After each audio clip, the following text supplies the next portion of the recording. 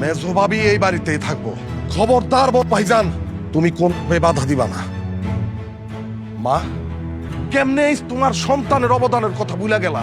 কেমনে ভুলে গেলা তার এতিম বাচ্চার কথা? আর এই তিন বাচ্চা তো তোমার সন্তানের শেষ স্মৃতি।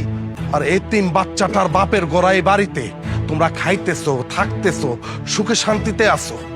এই যে বড় ভাই, তুমি যে বাজারে বড় রড সিমেন্টের দোকান করতেছো, পুকুরে মাছ চাষ করতেছো, পোল্ট্রি ফার্মের ব্যবসা করতেছো, মাসে মাসে লাখ লাখ টাকা ইনকাম করতেছো, সেটা কার টাকায়?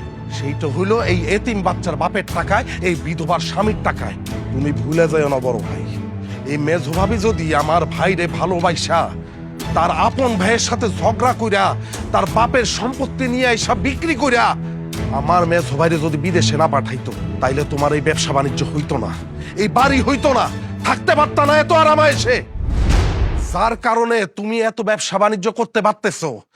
এই যে ভাবি, মা, তোমরা সুখে শান্তিতে আছো, এত ভালোভাবে বাঁচতেছো, তার অবদান তোমরা ফিরাই দিতে পারবা?